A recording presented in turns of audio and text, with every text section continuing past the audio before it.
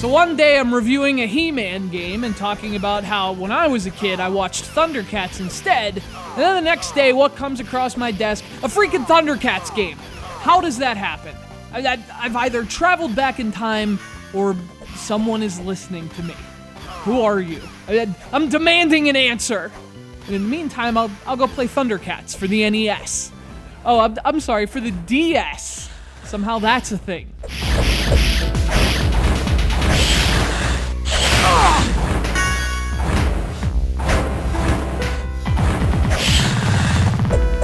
So, this game was just released this week. Let me repeat that. This is a brand new Thundercats game released to a last-gen portable based on a recent reboot of a show from the 80s.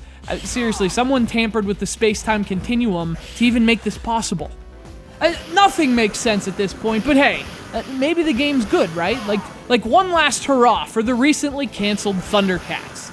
Sadly, this is not that.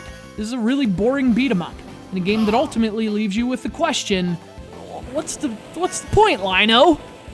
Speaking of whom, Thundercats puts you in the role of Lino. If you've never watched the show, you might not know this, but Lino was pretty much the leader and hereditary lord of the Thundercats. No big deal.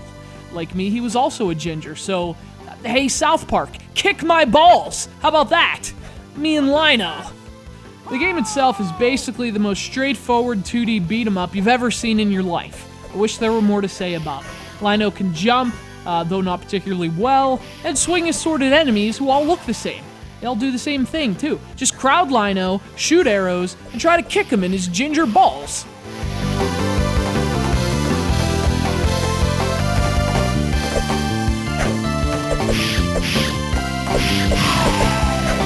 So, Lino's attacks are kinda dull, and frankly referring to them in the plural seems charitable, but even just moving him's kinda crappy. He's slow and cumbersome, his double jump feels double junk, it's not as nimble as you'd expect him to be. And although he can eventually call on some support characters, you don't get to control Tigra or Chitara, they just show up, do some crazy shit, and disappear.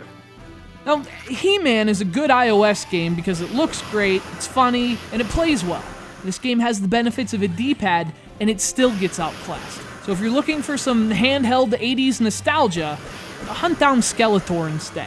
Mumm-Ra's a little dry these days, especially in Thundercats for the Nintendo DS. Thundercats! Ha!